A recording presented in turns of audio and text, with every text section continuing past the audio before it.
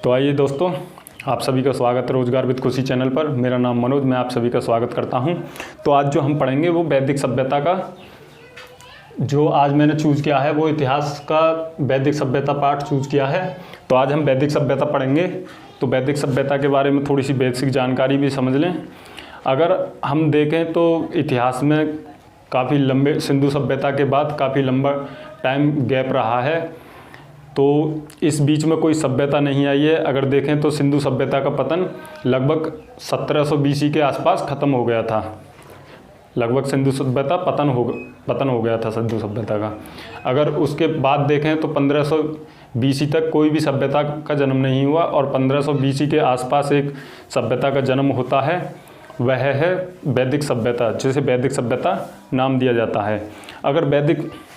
अगर इन सभ्यताओं में देखें तो इनका एक उल्टा क्रम माना जाता है, कुछ ना कुछ उल्टा क्रम माना जाता है। अगर देखें तो पहले सिंधु सभ्यता आई थी, तो उसमें क्या था कि वो एक नगरीय सभ्यता थी, और फिर बाद में आई वैदिक सभ्यता। और वैदिक सभ्यता कैसी थी? वो ग्रामीण सभ्यता थी। तो कहीं ना कहीं इसमें उल्टा क्रम माना जाता है, क्योंकि पहले नगरीय सभ्यता आई और फिर बाद में ग्रामीण सभ्यता आई। अगर हम बात करें तो हम अपनी जो प्राचीन सभ्यता थी तो उसे हम वैदिक मानते थे, वैदिक सभ्यता को मानते थे हम अपनी प्राचीन सभ्यता।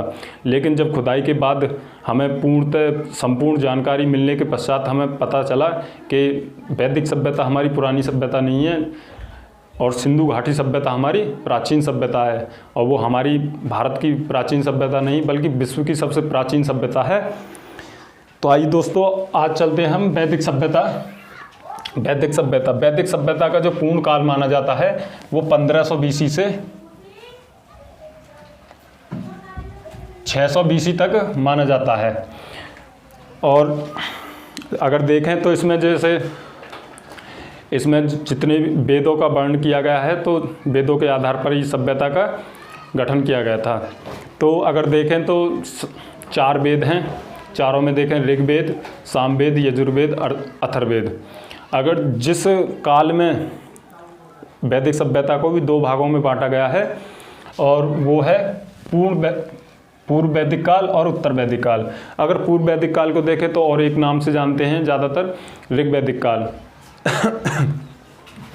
तो ऋग्वैदिक काल के नाम से भी जानते हैं इसे दोस्तों। अगर जिस काल में ऋग्वेद की रचनाओं का जो वर्णन मिलता है उसे ऋग्वैदिक काल, और जिस काल में अन्य तीनों वेदों की रचनाओं का वर्णन मिलता है और अन्य उनसे जो जानकारी मिलती है उस काल का उत्तर वैदिक काल में वर्णन मिलता है। तो दोस्तों अब चलते हैं वैदिक। जो वैदिक शब्द है वो वेद से बना है, और जिसका अर्थ होता है ज्ञान। तो अब इसके निर्माता देखें तो इसके निर्माता आर्य थे, और संस्कृत भाषा का ये शब्द है। तो आर्य थे इसके निर्माता। तो इसके जो ये संस्कृत भाषा का शब्द है, और इसका जो अर्थ होता है वह होता है श्रेष्ठ। श्रेष्ठ मतलब ऊंचा। और ऊंचा देखें तो हम ये मतलब जातिगत भाषा पर नहीं बल्कि भाषाई आधार पर ऊंचा होता है। अगर इनकी बात करें कि ये आर्य कहाँ से आए थे या हमारे देश के थे, तो अन्य इतिहासकार हैं जो विद्वान हैं वो अलग अलग मत देते हैं कि ये जो आर्य थे ये विदेश से आए थे। तो ज़्यादातर जो विद्वान हैं वो विदेश से मत देते हैं। अगर देखें तो मैंने उन्हीं पॉइंटों को सिलेक्ट किया है जो परीक्षा दृष्टि से पूछे जाते हैं, जो मोस्ट हैं। सबसे पहले देखें तो मैक्स मूलर। जो मैक्स मूलर थे वो बताते हैं कि ये जो आर्य थे ये मध्य एशिया से आए थे। और मध्य एशिया में देखें हम तो मध्य एशिया में एक आल्प्स पर्वत है, उसके साइड के क्षेत्र से ये जो आर्य थे ये भारत आए थे, क्योंकि इन्होंने बताया है कि वहाँ की जो संस्कृति थी वो भारत से काफ़ी मिलती जुलती है। अगर अगला देखें तो अगला है डॉक्टर संपूर्णानंद। तो इससे भी क्वेश्चन पूछे जाते हैं। तो ये बताते हैं डॉक्टर संपूर्णानंद के जो आर्य थे वो आल्प्स पर्वत के क्षेत्र से आए थे। और आल्प्स पर्वत कहाँ पड़ता है दोस्तों? तो ये पड़ता है यूरोप और एशिया के मध्य, यूरेशिया क्षेत्र। तो इन दोनों के मत काफ़ी मिलते जुलते हैं। तो इन दोनों पर ध्यान देने वाली बात है कि ये एक ही क्षेत्र से बताते हैं, तो ये दोनों क्षेत्र जो हैं ये आपस में सटे हुए हैं। और इनसे अलग जो बताते हैं वो है बाल गंगाधर तिलक। तो ये तो काफ़ी पूछा जाता है बाल गंगाधर तिलक। तो बाल गंगाधर तिलक बताते हैं कि ये जो आर्य थे ये आर्कटिक क्षेत्र से आए थे।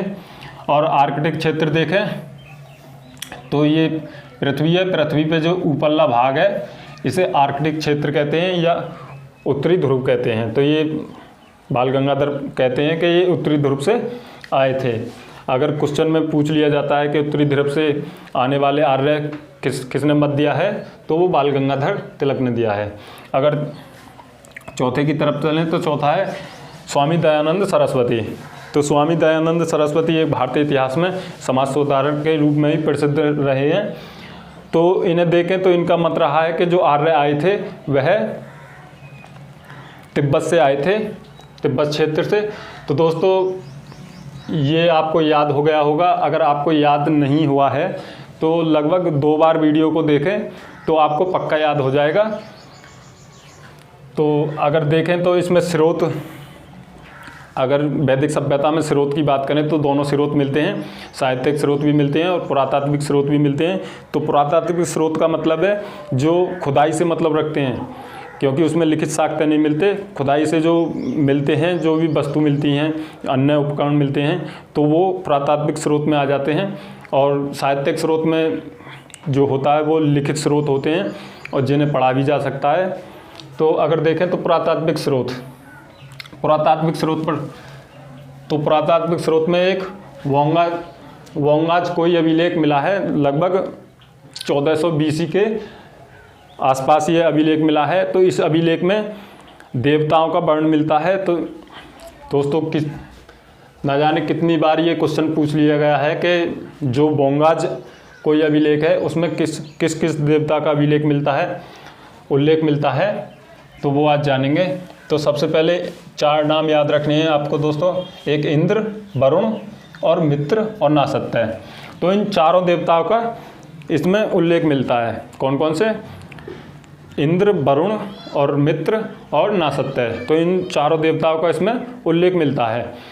अगर दोस्तों देखें तो इसमें कुछ मृत भांड भी मिले हैं। मृत भांड का मतलब मिट्टी के बर्तन। तो कुछ खुदाई के जो खुदाई हुई थी तो उसमें कुछ मिट्टी के भी बर्तन मिले हैं जिन्हें हम जानते हैं मृत भांड के नाम से। तो अगर देखें तो पूर्व वैदिक काल और उत्तर वैदिक काल में अलग अलग मृत भांड मिले हैं। तो जो पूर्व वैदिक काल में मिले हैं वो गौरिक मृत भांड है और जो उत्तर वैदिक काल में मिले हैं वो चित्रदूषण मृत भांड है। तो दोस्तों अगर देखें तो पुरातात्विक स्रोत में तो एक जो इम्पोर्टेंट है वो है वोंगाजोई अभिलेख। और इस अभिलेख में जो प्राप्त हुआ है ये हुआ है लगभग 1400 BC के आसपास प्राप्त हुआ है। और इस अभिलेख में जो देवी देवताओं का जो वर्ण मिलता है वो इंद्र, वरुण और मित्र, नासत्य का उल्लेख मिलता है। अगर इसमें मृत भांड देखें तो मृत भांड पूर्व वैदिक काल में गौरिक मृत भांड और उत्तर वैदिक काल में चित्रदूषण मृत भांड। अगर साहित्यिक स्रोत देखें तो साहित्यिक स्रोत में तो दोस्तों साहित्यिक स्रोत में देखें तो साहित्यिक स्रोत में अगर हम जानते हैं, हमने प्री हिस्ट्री पढ़ी है, प्रोटो हिस्ट्री पढ़ी है और हिस्ट्री पढ़ी है। तो प्री हिस्ट्री में क्या होता था, उसमें पुरातात्विक स्रोत मिलते थे, तो उसमें कोई साहित्यिक स्रोत तो मिलते नहीं थे। अगर प्रोटो हिस्ट्री में बात करें तो प्रोटो हिस्ट्री में भी साहित्यिक स्रोत मिले हैं, लेकिन उन्हें पढ़ा नहीं गया। जो लिपि मिली है उन्हें पढ़ा नहीं गया, वो चित्रात्मक लिपि थी तो उन्हें पढ़ा नहीं गया। और तो हम आते हैं प्री हिस्ट्री में। तो हिस्ट्री में क्या है, तो जो भी साहित्यिक स्रोत मिले हैं, जो लिखित स्रोत मिले हैं, उन्हें पढ़ा भी गया है। और अगर देखें जो सबसे पढ़ने की पहली जो प्रथा थी वो कहाँ से चली, तो वो ऋग्वेदिक काल से चली। और जो हिस्ट्री में देखें तो अगर सबसे पहले जो लिखित साक्ष्य जो पढ़े गए हैं तो वो ऋग्वेदिक काल से पढ़े गए हैं। अगर ऋग्वेदिक काल पर ऋग्वेद पर आए तो ऋग्वेद में ये सबसे प्राचीन वेद है। हम सब लोग जानते हैं कि ये सबसे प्राचीन वेद हैं, क्योंकि 4 वेद हैं, ऋग्वेद, सामवेद, यजुर्वेद और अथर्ववेद। तो जो सबसे पुराना वेद है वो कौन सा है, ऋग्वेद। तो ऋग्वेद की जो रचनाओं का गायन क्या है, संकलन करता है, वो है कृष्ण द्वैपायन और वेदव्यास। अगर इसमें देखें तो इसमें 10 मंडल मिलते हैं और 1028 सूक्त या मंत्र भी मिलते हैं। तो मंडल का अर्थ है कि जो 10 मंडल मिले हैं, चैप्टर या अध्याय, तो ये 10 अध्याय मिलते हैं जिनमें 1028 सूक्त मिलते हैं।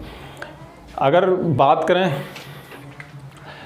इस मंडल की, तो मंडल जब ये ऋग्वेद में जोड़े गए थे तो 2 से 7 तक मंडल जोड़े गए थे, और लेकिन बाद में 1 से 10 तक हो गए। तो दोस्तों कुछ क्वेश्चन भी आ जाता है कि सबसे बाद में जो मंडल जोड़ा गया है वह कौन सा है, तो पहला और 10वां। तो कौन सा जोड़ा गया है दोस्तों, तो पहला और 10वां मंडल सबसे बाद में जोड़ा गया है। तो इन मंडलों में मैंने कुछ महत्वपूर्ण सिलेक्ट किए हैं जिनसे क्वेश्चन पूछे जाते हैं। तो आइए देखते हैं दोस्तों। तो तीसरा मंडल, तीसरे मंडल में क्या है, तीसरे मंडल में है गायत्री मंत्र। तो जो गायत्री मंत्र है, तो जो विश्वामित्र हैं उन्होंने जो लोगों को गायत्री मंत्र गाने के लिए, गायत्री जो लोग थे उनको गाने के लिए गायत्री मंत्र की रचना की थी। अगर 7वें मंडल में देखें तो 7वें मंडल में मिलता है दशराग्य युद्ध। तो दशराग्य युद्ध का वर्णन है 7वें मंडल में। तो दशराग्य युद्ध का मतलब है एक सुदास राजा थे, सुदास राजा थे और उनका जो अन्य 10 राजाओं के साथ युद्ध हुआ था। पुरुषणी, अगर वर्तमान में देखें तो पुरुषणी नदी को रावी नदी के नाम से जानते हैं। तो उस रावी नदी के तट पर एक युद्ध हुआ था सुदास राजा का। तो जो सुदास राजा का युद्ध हुआ था वो अन्य 10 राजाओं के साथ हुआ था, तो जिसमें वो विजय भी हो गए थे। तो उस युद्ध का वर्णन किस मंडल में मिलता है, तो वो 7वें मंडल में मिलता है। अगर 9वें मंडल में देखें तो सोम देवता का वर्णन मिलता है। अगर 10वें मंडल में देखें तो 10वें मंडल में वर्ण व्यवस्था है।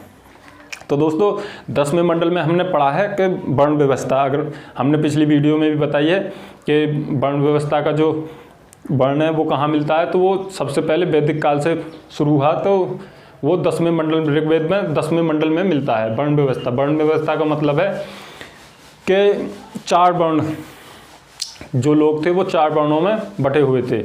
अगर देखें तो सबसे पहले तो ब्राह्मण, फिर क्षत्रिय, फिर वैश्य, फिर शूद्र। तो ना कि ये जातिगत आधार पर, ये व्यवहारिक आधार पर, क्योंकि अगर देखें हम इन्हें तो जैसे एक व्यक्ति के 4 लड़के हैं, अगर ये जन्म से तो ब्राह्मण है, लेकिन अगर ये जो कर्म करेंगे, अगर इसने सोचा कि मैं पूजा पाठ करता हूँ तो ये पंडित हो जाएगा, पढ़ने लिखने वाला। अगर दूसरा लड़ाई करता है तो वह क्षत्रिय में चला जाएगा, और अगर ऐसे ही तीसरा मजदूरी, चौथा मजदूरी करता है तो वह शूद्र में चला जाएगा। तो ये वर्ण व्यवस्था इसी आधार पर बटी हुई थी, ना कि जन्म के आधार पर, ये व्यवहारिक के आधार पर बटी हुई थी। अगर देखें सामवेद, अगला वेद सामवेद। तो दोस्तों इन्हें आसान करना बहुत आसान है। जैसे देखें तो तीसरे मंडल में गायत्री मंत्र, और 7वें मंडल में दशराग्य युद्ध, और 9वें मंडल में सोम देवता, और 10वें मंडल में वर्ण व्यवस्था। अगर अगले पर चलें तो सामवेद। तो सामवेद एक संगीत का वेद, जिसमें धुन और आदि गायक जो बनाते हैं गाने, जैसे संगीत हैं, वो सब इसी में आते हैं।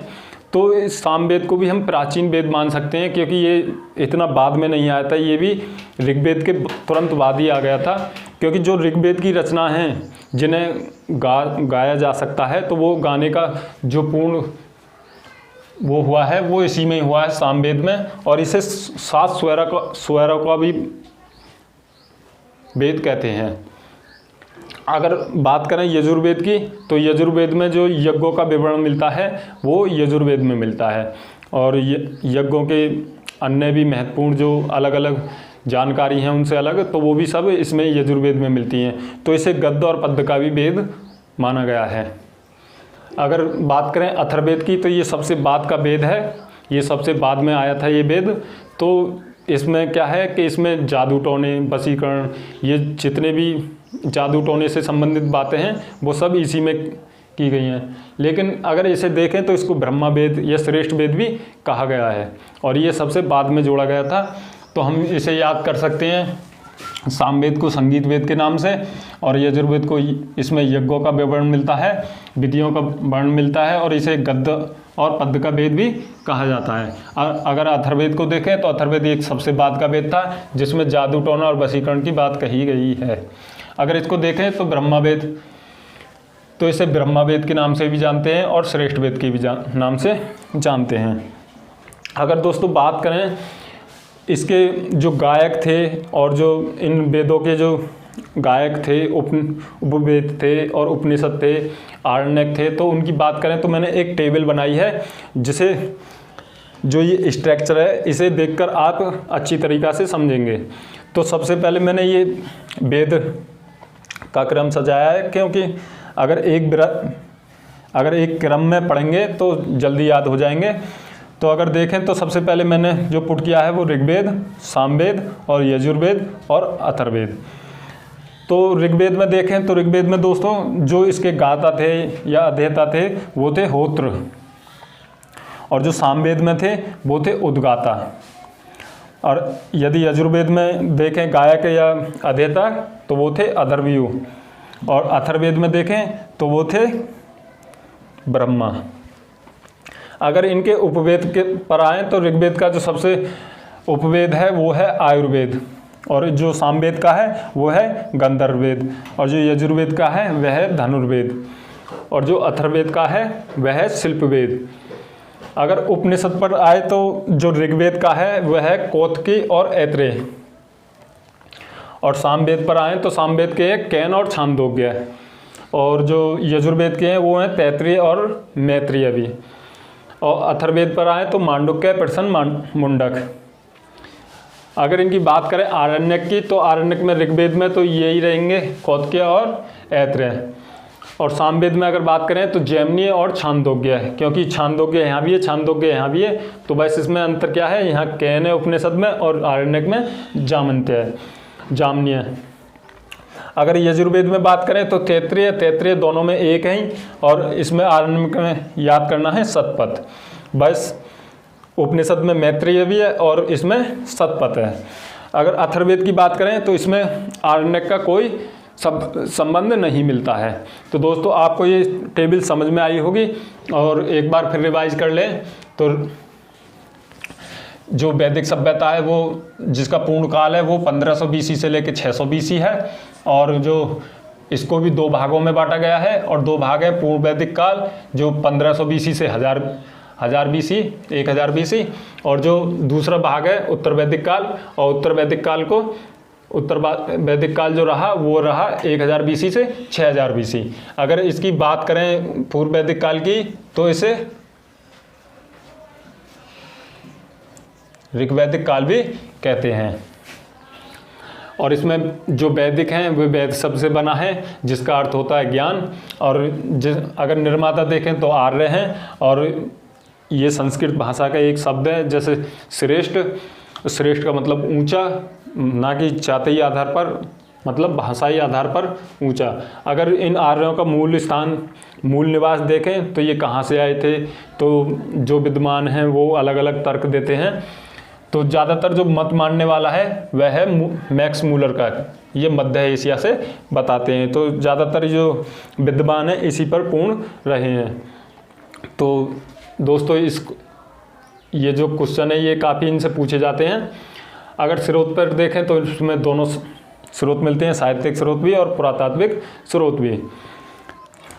तो अगर दोस्तों देखें तो इन वेदों से अलग भी अन्य ग्रंथों में रचना मिलती हैं, जैसे वेदांगों की संख्या 6, और देखें तो उपनिषदों की संख्या 108 मानी गई है। और उपनिषद का अर्थ होता है कि गुरु के समीप बैठकर पढ़ना।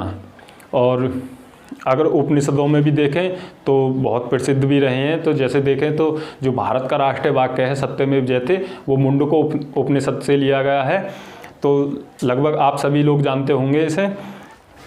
अगर दोस्तों देखें तो इसमें अन्य भी वेद पुराण मिले हैं। जैसे पुराण देखें तो पुराणों की संख्या 18 मानी गई है, 18 हैं। तो 18 में देखें तो सबसे प्रसिद्ध जो पुराण है वो मत्स्य पुराण है।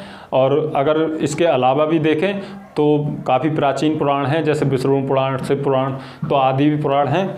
तो दोस्तों आप सभी को अगर ये पसंद वीडियो आए तो लगभग कम से कम 2 बार देखने का प्रयास करें, क्योंकि 2 बार देखने में आपको याद हो जाएगी।